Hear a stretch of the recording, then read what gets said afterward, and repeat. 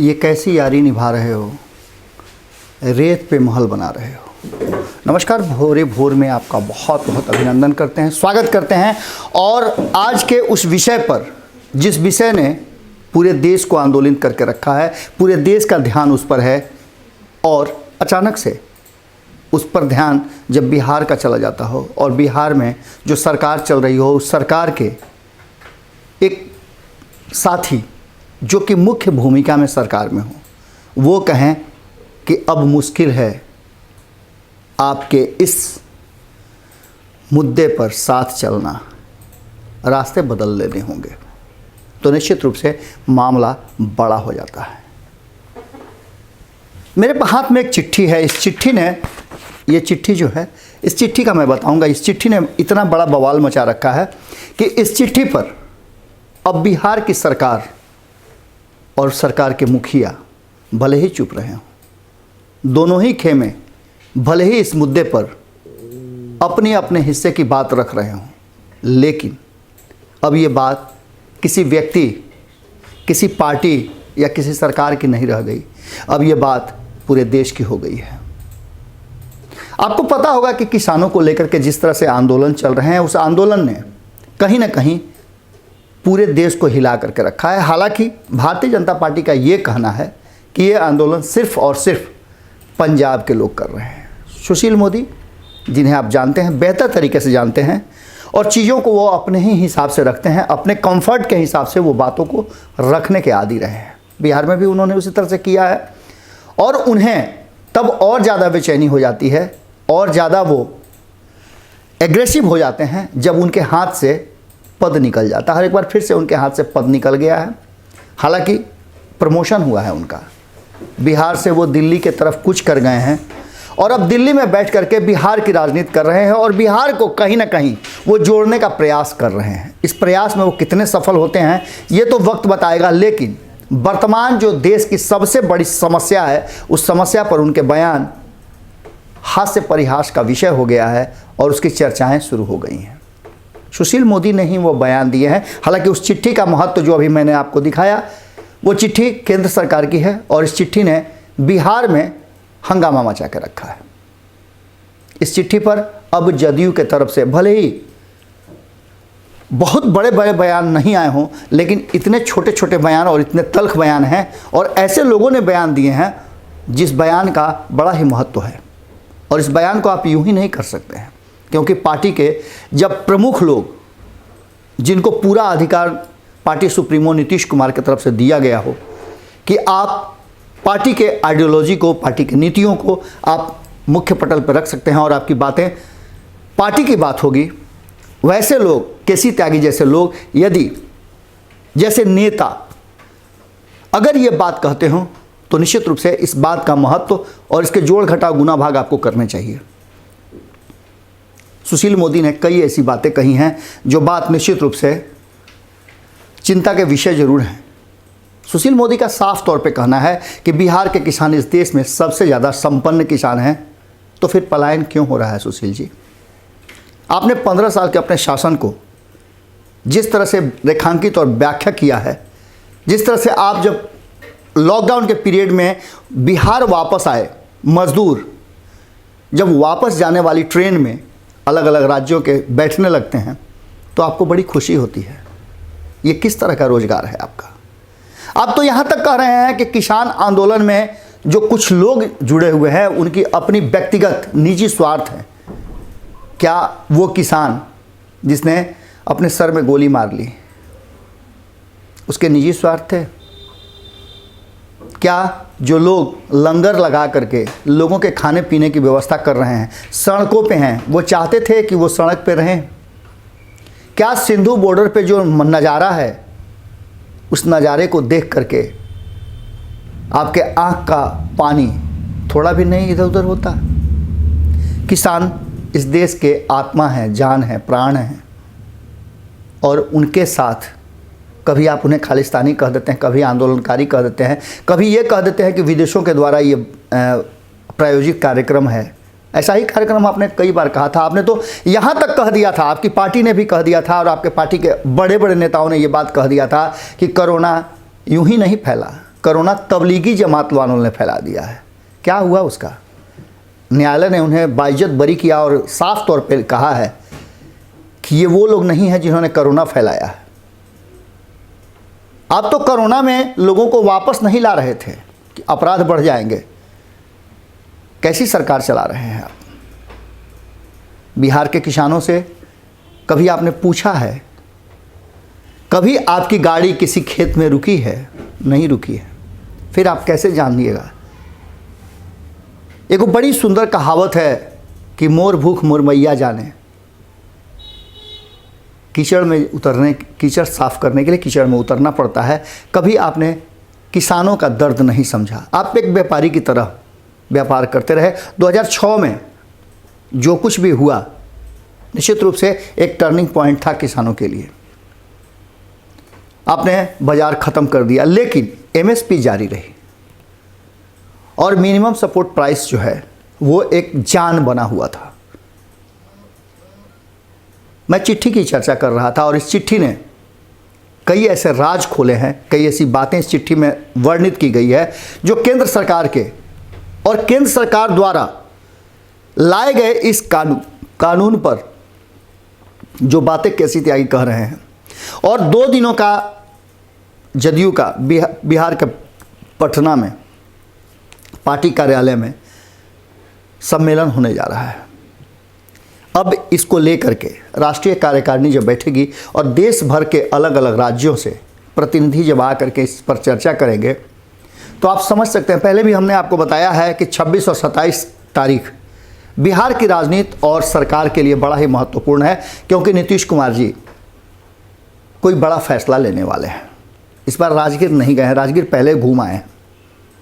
Party कार्यालय में ही सारी व्यवस्था की गई है और 2 दिनों तक ये कार्यकारिणी की सम्मेलन होगी। इसमें बहुत सारी बातें होनी है और क्या कुछ होना है उसकी एक झलक निश्चित रूप से नज़र आ गई है, क्योंकि उसके ठीक पहले भारतीय जनता पार्टी के नीतीश मंत्रिमंडल में शामिल दोनों उप मुख्यमंत्री दिल्ली जाते हैं। अमित शाह से मुलाकात होती है और वहाँ से कई तरह के बयान आते हैं जो बिहार की राजनीति में तैर रहे हैं। और क्या ये बयान सिर्फ आम जनता, पत्रकारों तक गए हैं? नीतीश जी के भी कान में गए होंगे, जदयू के लोगों के कान में भी गए होंगे और इस बयान का कोई ना कोई अर्थ और मतलब नीतीश कुमार जी भी लगा रहे होंगे।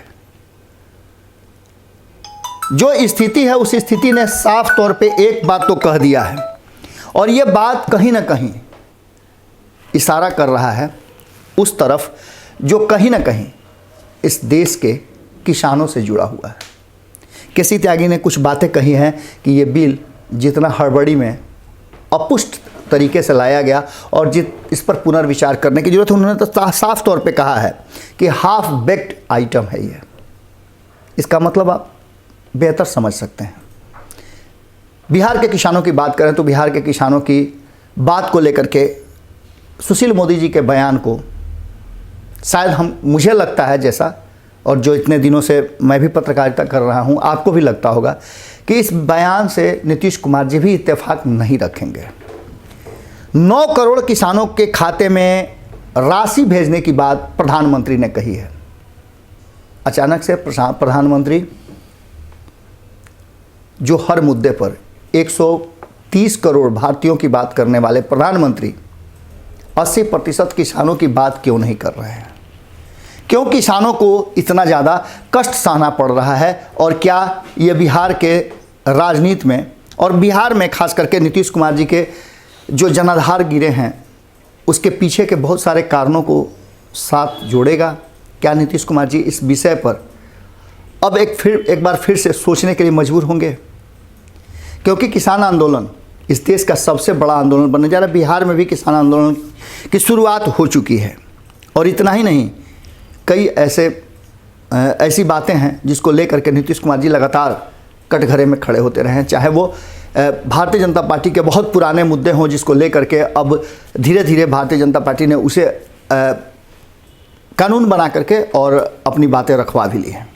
चाहे वो धारा 370 की बात हो, 35A की बात हो, राम मंदिर की बात हो, या फिर ट्रिपल तलाक की बात हो, CAA की बात हो, NRC की बात हो, इन सारे मुद्दों पर कहीं ना कहीं भारतीय जनता पार्टी का अपना एक रुख रहा है। और इस रुख में दबी जुबान से ही सही नीतीश कुमार जी न चाहते हुए भी इसके सहयोगी जरूर बने हैं।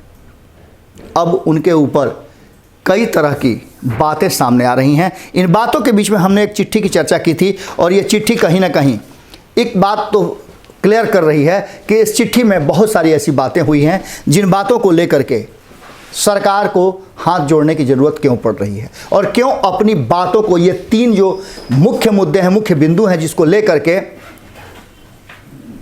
किसान तैयार नहीं है, किसान आंदोलन करने को मजबूर है। क्या है ये मुद्दा और क्यों सरकार लगातार, और इसके साथ साथ जो हम बार बार कह रहे हैं कि नीतीश कुमार जी क्या फैसला करेंगे, क्योंकि नीतीश कुमार जी केंद्र में कृषि मंत्री का कार्यभार देख चुके हैं, आजमा चुके हैं। अब वो बेहतर तरीके से इस विभाग को समझते हैं और इस विषय को भी समझते हैं, उनसे बेहतर शायद कोई नहीं समझ पाएगा। अभी कृषि मंत्री नरेंद्र सिंह तोमर का मेरे पास चिट्ठी आया हुआ है। इस चिट्ठी के साथ साथ बिहार में परिवर्तन की भी बयार शुरू हो गई है। परिवर्तन की बयार चुनाव से ही शुरू हुई थी, लेकिन कहीं ना कहीं तेजस्वी यादव और महागठबंधन थोड़ा पिछड़ गया, इसलिए परिवर्तन किसी और तरीके से हुआ है। अब इस पत्र के मैं कुछ मजमून आपको, ये 8-9 पन्नों का एक चिट्ठी है जिसे केंद्र सरकार ने किसानों के लिए जारी किया है। इसके कुछ ऐसे अंश हैं जो अंश आप तक पहुंचने बहुत ज़रूरी है, क्योंकि बिहार में भी अलग अलग जगहों पर आपने देखा होगा, हर विधानसभा में एक पार्टी ने, खास करके भारतीय जनता पार्टी की बात करें, उसमें जदयू नहीं शामिल है। भारतीय जनता पार्टी ने आत्मनिर्भर बिहार और किसानों को इस बिल के बारे में बताने के लिए आयोजन करने शुरू किए हैं। आयोजन कई जगह हो रहे हैं और इस आयोजन से क्या कुछ साबित करना चाहती है ये तो भारतीय जनता पार्टी बेहतर समझ सकती है, लेकिन एक जिद है जिसको पूरा करने के लिए भारतीय जनता पार्टी अड़ी हुई है। और जिद के पीछे कहा जा रहा है कि कुछ व्यवसायिक घराने हैं जो मजबूर कर रहे हैं इस बिल को वापस नहीं लेने के लिए। इस तर्क में हम नहीं जा रहे हैं, हम चिट्ठी की बात कर रहे हैं। इस चिट्ठी में नरेंद्र सिंह तोमर ने लिखा है कि मैं इस पत्र के माध्यम से आपसे हाथ जोड़कर यह विनती करता हूं कि ऐसे किसी भी बहकावे में न आए। कृपया तथ्यों के आधार पर चिंतन और मनन करें। स्पष्ट है, एकदम बिल्कुल स्पष्ट है। आपकी यह शंका आशंका को दूर करना, उसका उत्तर देना हमारी सरकार का दायित्व है। 4 दौर की बातें हो चुकी हैं, अभी कई दौर की बातें होंगी। अब तक नहीं समझा पाई है इन किसानों को केंद्र की सरकार, लेकिन फिर भी दावा है कि हम अपने इस दायित्व से न कभी पीछे हटे हैं और न हटेंगे। शब्दों के चयन में बहुत ही ज़्यादा बारीकी रखी गई है। सबका साथ, सबका विकास, सबका विश्वास, ये नया जुड़ा है 2019 में। इसके आधार पर यह सरकार चल रही है, जैसा कि कहना है केंद्र सरकार। और प्रधान सेवक चौकीदार झोला लेके चल देंगे उस प्रधानमंत्री का। प्रधानमंत्री नरेंद्र मोदी जी के नेतृत्व में हमारी सरकार ने बिना भेदभाव सभी का हित करने का प्रयास किया है। विगत 6 वर्षों का इतिहास इसका साक्षी है। कितना भेदभाव नहीं हुआ है, कितना साक्षी हैं, आपसे ज़्यादा बेहतर कौन समझ सकता है। आप विश्वास रखिए, किसानों के हित में किए गए ये सुधार भारतीय कृषि में नए अध्याय की नींव बनेंगे। देश के किसानों को और स्वतंत्र करेंगे, सशक्त करेंगे। इन्हीं कृषि सुधारों की ऊर्जा से हम मिलकर भारत कृषि को समृद्ध बनाएंगे, संपन्न बनाएंगे। 2 करोड़ बिहारियों को रोजगार देने का, नौकरी देने का वादा किया गया था 2014 में, पूरा नहीं हुआ है। अब इसके साथ इस अन्नदाताओं को आश्वासन, क्या आश्वासन दे रहे हैं नरेंद्र सिंह तोमर जी? आपको पता है कि इस पूरे माहौल में, पूरे आंदोलन में कहीं ना कहीं प्रधानमंत्री की चुप्पी और गृह मंत्री का कूदना, बार बार प्रधानमंत्री का भी कहना कि आप सुनिए क्या कह रहे हैं हम लोग, निश्चित रूप से ये बातें बताती है कि इस आंदोलन और कानून के बीच में कुछ तो है। सबसे बड़ी बात कि नीतीश कुमार जी और कई साथियों ने जो एनडीए के हिस्सा हैं इस बिल का विरोध किया है। शिरोमणि अकाली दल ने तो केंद्रीय मंत्रिमंडल से भी इस्तीफा दे दिया है। ये बड़ी बात है। अब आगे नीतीश कुमार जी पर यह बात आती है और बिहार पर आती है। अन्नदाताओं को आश्वासन क्या देना चाहते हैं नरेंद्र सिंह तोमर और केंद्र की सरकार, ये 6 पॉइंट 7 पॉइंट है। इसको जानना आपके लिए बेहद जरूरी है। आज हम भोरे भोर में आपके सुबह के शुरुआत कई खबरों से हुई होगी, राजनीतिक खबरों से हुई होगी, लेकिन ये खबर चूंकि आप जैसे ही नाश्ता करने बैठेंगे, अपने कार्यालय की तैयारी करेंगे, आज खास करके दो महान विभूतियों का जन्म दिवस भी, अवतरण दिवस है, अटल बिहारी वाजपेयी जी और मदन मोहन मालवीय जी का। इन दोनों देश के सपूतों का हम नमन करते हुए अब इस आश्वासन पर नज़र डालते हैं और यहीं से इन दोनों के नाम के साथ जिस तरह से भारतीय जनता पार्टी ने अपने कद और पद को बढ़ाया है, ये बातें आप भुला नहीं सकते हैं। आश्वासन क्या दे रहे हैं कि एमएसपी के बारे में सरकार लिखित आश्वासन देने को तैयार है, यानी एमएसपी पर क्या आश्वासन देंगे ये स्पष्ट नहीं है। एपीएमसी के बाहर निजी बाजारों पर राज्यों को कर लगाने की अनुमति दी जा सकती है। बहुत बारीक चीज़ें हैं, आपको जाननी चाहिए। किसी भी प्रकार के विवाद के समाधान के लिए किसानों के पास अदालत में जाने का विकल्प भी होगा। वो किसान जो बड़ी मेहनत से अपना हड्डी गला करके किसानी करता है, खेत में फसल उगाता है, अपने खेत में, उसी खेत में वो ट्रैक्टर चला देता होगा। आप समझिए ना कि एक पिता और माँ बच्चे को जन्म देती है और उसके जन्म के साथ उसे खाना नहीं दे पाती है तो उसका वध कर देती है, हत्या कर देती है, उसे पाप कहा जाता है। अगर किसान अपनी फसल पर ट्रैक्टर चलाने के लिए मजबूर हो तो आप समझ सकते हैं कि सुशील मोदी जी, आपकी आंखों का पानी वहाँ ढरकना चाहिए था।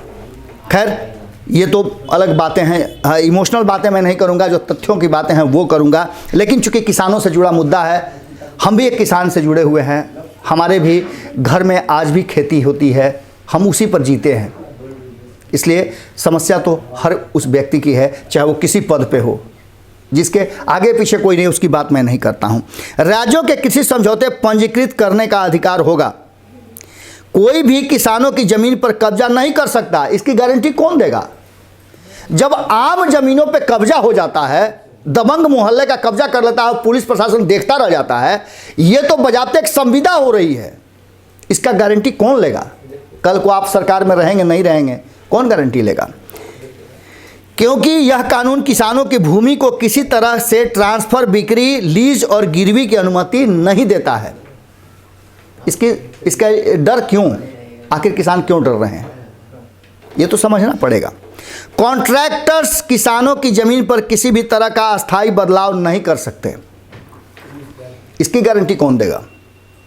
किसान इतना मजबूत नहीं है। और जब आपके हाथ में चीज़ें आएंगी, आपके देश से, आपके शासन में, आपके प्रशासन के रहते हुए विजय माल्या, नीरव जैसे लोग भाग जाते हैं, क्या कर लेते हैं आप?